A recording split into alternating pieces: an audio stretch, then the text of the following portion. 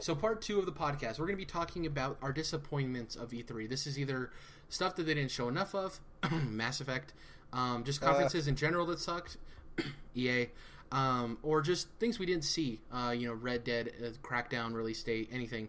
So I just want to talk about disappointments. For me personally, the biggest disappointment, though I don't reflect it, is probably not seeing Mass Effect as much as I wanted to see it. Just because if you've listened to this podcast, or you two that are joining me, you know how much of a fan I am of Mass Effect, and Yep. I just want to see anything I can of that game, and the fact that we didn't get everything we wanted is disappointing. I think that the whole way EA handled their conference was a huge disappointment in and of itself. It's not necessarily a disappointment, but I've talked about it. The blue ball moment of E3 for me was Forza Horizon 3's opening, just because I thought it was going to be a cool new IP, and it ended up being Forza Horizon 3. Not necessarily a disappointment, but for me it was like, not a disappointment either, but I hate that Bethesda did this, is the way they teased the new Wolfenstein game with the DOS thing at the beginning with New Colossus. I would love to see anything about that game. But a lot of my disappointments have to center around EA's conference in general. The one disappointment I have that's not really EA would definitely be PlayStation's conference, in the sense of I thought it was a hype trailer for PSX, Gamescom, or next year's E3. I didn't necessarily think this was a fully fledged conference. I didn't like all of the stuff they focus on VR, though I'm probably in the minority on that. People probably loved eating that stuff up about VR. I really didn't like that they showed Resident Evil only in VR. I think that was a dumb way to show off that game. I think you can show that in the VR segment of PlayStation, but why not have the Resident Evil teaser trailer like you had the other games at the beginning? Like, it was really weird to me to only show that game in VR, I think that turned a lot of people off, because a lot of people aren't going to play Resident Evil in VR. That's just the case. Statistically speaking. I was the opposite. I probably wouldn't have been interested in Resident Evil really at all at this point, but now that it's in VR, that's like, okay, this is interesting. Now there's a compelling reason to get VR, or at least one more. You're on the opposite end of it. You're somebody who's never really been involved in Resident Evil. Resident Evil is a franchise that resonates with a lot of people, and a lot of people, majority speaking, a lot of people aren't going to buy VR. It's going to sell, but it's not going to be the majority of people playing Resident Evil. Like, majority of people are going to be playing Resident Evil without VR, considering it's not a PlayStation exclusive, Right, but I mean, they're invested into PSVR, so they want to get as much out there as they can, and recognizable IPs too. Yeah, I agree with you, but my other disappointment is they stated that this game's going to be fully playable VR from beginning to end. How much is that going to detriment the regular playing experience? Is this game built to play from beginning to end in VR, and if you play it normally, it's just a game, it's nothing great, That's my huge worry. One thing I forgot to include in my what we played this week was the Resident Evil 7 teaser that they released for PlayStation Plus members, which, big shout out to Sony for doing the, hey, it's available right now, and then wasn't even able to download it until the next morning. And a convoluted way job. too, like going here, going there.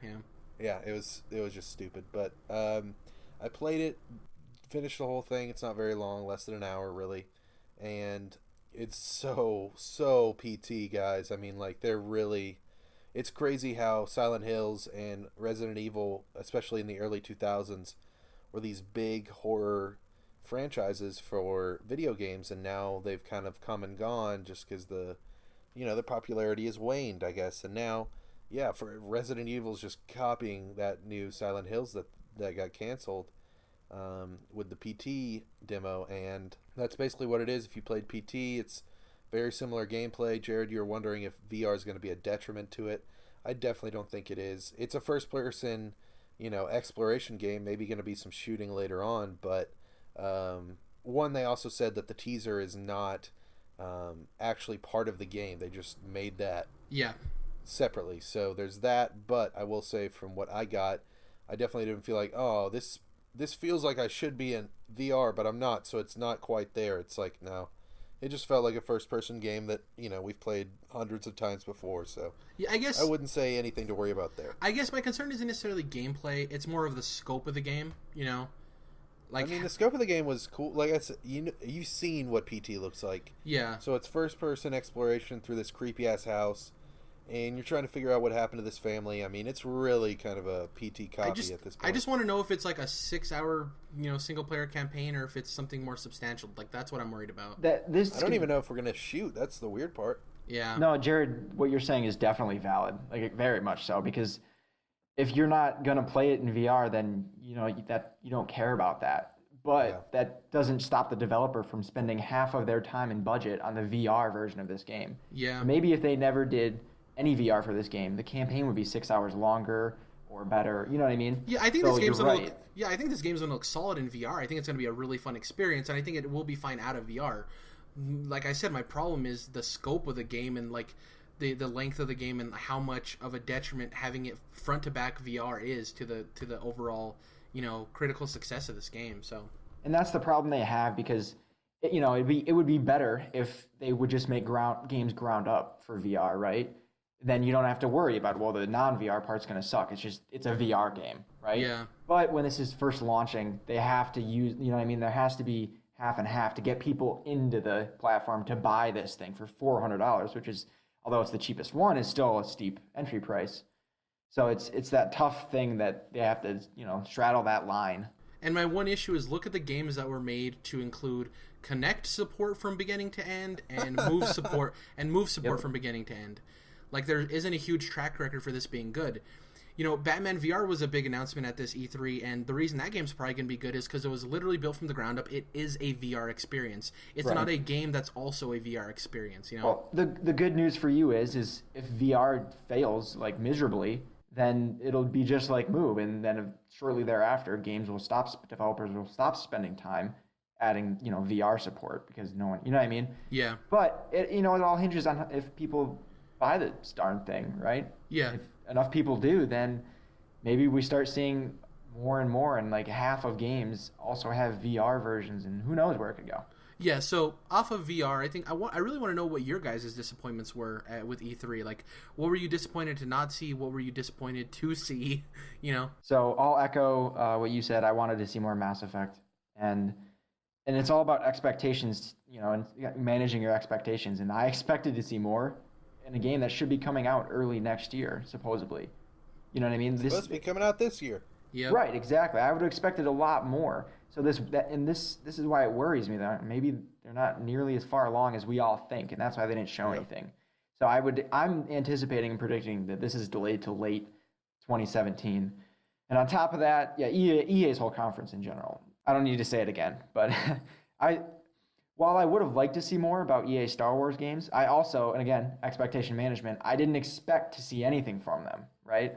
So I didn't have a huge problem with that. They should have just mentioned it and that's it, not done an hour of dev diaries or whatever. But where was the Battlefront support? The Right. current Battlefront that's out. Yeah. I would have They rather still had have them more take DLC to come out for that. Where was that? Exactly. They should have spent less time on these news, less time on Madden and FIFA, first of all, and less time on the new Star Wars games that there's nothing to talk about yet because they're so far out of the picture, and use that time, at least some of it, for this Battlefront DLC. That's sold, or the Battlefront game that sold tremendously. Yeah.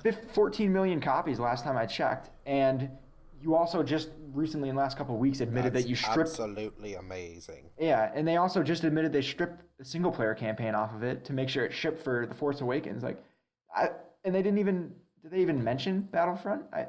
Well, they mentioned Battlefront 2. They didn't Yeah. mention Battlefront, I don't think. It just seemed odd that they didn't spend at least a little bit of time going over the DLC that's to come for the existing Battlefront and those 14 million people who bought your game, and probably a good chunk of them are kind of like, feel a little shorted, like, well, this was a good game, but it's sort of shallow type of thing.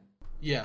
Any don't other know. disappointments, or is that pretty much sums it up? Those are the big ones. Otherwise, we knew that we weren't going to see Neo, so even though I knew it was coming, though, I'm still a little disappointed. I wish Sony would have jumped ahead, and gotten on top of that ball and gotten their messaging out, especially after Microsoft announced Scorpio. But again, we knew that they weren't going to say anything about it. So Yeah, Jordan, what are your disappointments? So I'll just go ahead and get that out of the way and echo what you said, Dom, about EA. Their conference was terrible, and I almost stopped watching it midway through. The Mass Effect showing was really, really bad, and I mentioned in our EA discussion that I think EA has really botched the Mass Effect Andromeda showing at E3 these last 3 years. They could have done that game a lot better and done the fans a lot better, especially after the ending of Mass Effect 3 and the way that went. I don't want them to fumble this, and so I am worried about that game. I think it's going to be amazing when it comes out, but it's it's looking kind of wobbly on the radar there. So I'm not happy at all with the way they treated Mass Effect this year. Definitely didn't need any more dev diaries than we got at E3 this year, which is not the place for a dev diary in the first place. Anyways, I'll move on from that. My biggest disappointment was Hellblade. Hellblade is the game that I'm absolutely most excited for right now. It is being made by Ninja Theory, who are best known for Heavenly Sword, which is a PS3 exclusive, and then DMC, the Devil May Cry reboot, and some people also really enjoyed Enslaved Odyssey to the West. I played that game. I really liked it. It was a good game. Yeah, it's kind of a cult classic. A lot of people really enjoyed it. But anyways, they are... So I was watching some of their dev diaries on YouTube. Yes, that's where dev diaries go. On YouTube, EA, not in your fucking press conference. Or like a pre-order bonus. Yeah, I was watching the Hellblade dev diaries on YouTube, and they were talking about their business model. The reason they're doing all these dev diaries on YouTube is to be really open and as honest as possible with the development of their game. And they were breaking down their financials essentially and talking about how what we want to do is have an independent AAA game model, and that's how we will, develop our game. And so what they're doing is they have 13 people working on this Hellblade game. If you've seen the trailers, it doesn't look like 13 people made this game. And essentially what they're doing is, since they have so little people working on it and they are completely independent, then all they have to do is sell like 300,000 copies of the game and they make their money back, which is ridiculous because I'm sure they're going to sell plenty more than that. Will this be multi-platform? You said they're independent, so I doubt it's exclusive, right? We don't know about that yet because Okay. I'm thinking maybe Sony hops on and says, hey, we'll, hook you up and help you finish this game and get it out on our platform first, or only on our platform, who knows. But Well, who says they want to do that, though? It seems like maybe they want to stay this independent model. Yeah. Very true. So they've bounced around platforms before. They have made a Sony exclusive on PS3, so who knows, it could go either way. But very excited about Hellblade. However, since it's such a small team, I'm totally understanding that they weren't there. They've been at E3. They were there last year, and I don't think they needed to be there this year. But I was sad that I wasn't there because, I'm so excited for that game. Yeah. Just jumping through the other ones. I mentioned Mass Effect, then Crackdown at Microsoft conference. A lot of people have already talked about that before on the internet.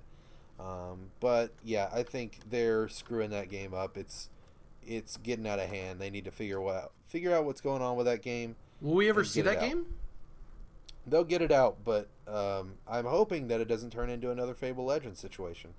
They just kind of, cancel it before they can start to hate it too much, I guess. And then, real quick, they did an awesome trailer and even had a little bit of playable demo for Kingdom Hearts 2.8, which, like I said, is the bridge to 3.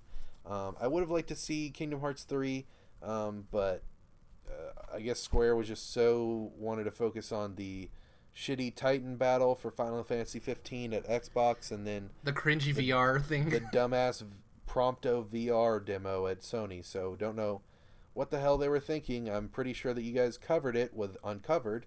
So yeah, I think this would have been a cool time for Kingdom Hearts 3, but at the end of the trailer for 2.8, it said that one is coming out December of this year, and during this winter we will get more announcements for Kingdom Hearts 3, so very excited for that one. That's running in the same engine as Kingdom Hearts 3, right?